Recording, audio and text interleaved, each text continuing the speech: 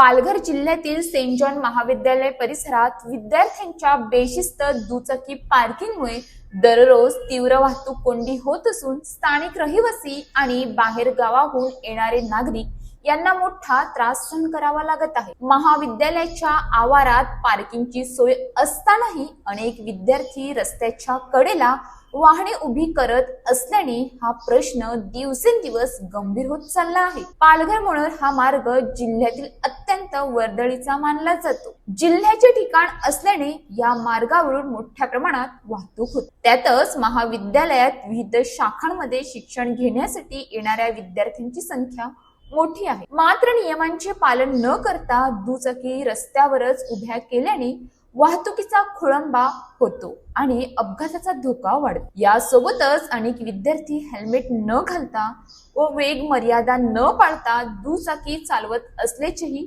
निदर्शनास आले आहे। त्यामुळे भविष्यात एखादा गंभीर अपघात झाल्यास त्यांची जबाबदारी कोण घेणार असा सवाल उपस्थित केला जात आहे।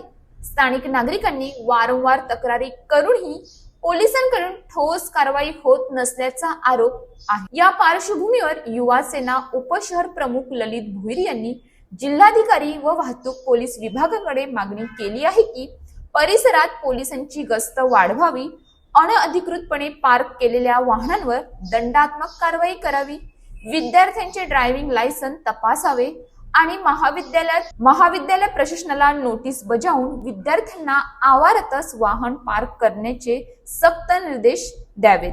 नियम पायदळी तुडवून रस्त्यावर दुचाकी उभ्या करणाऱ्यांनी लक्षात ठेवावे, आजची बेफिक्री उद्याचा अपघात ठरू शकते आणि तोपर्यंत प्रशासन झोपेत राहील तर नागरिकांचा संताप रस्त्यावर उतरायला वेळ लागणार नाही। अशाच ताज्या बातम्यांसाठी आमच्या न्यूज पोलीस रिपोर्टर चॅनलला लगेच सबस्क्राईब करा आणि बेल आयकॉन दाबायला विसरू नका।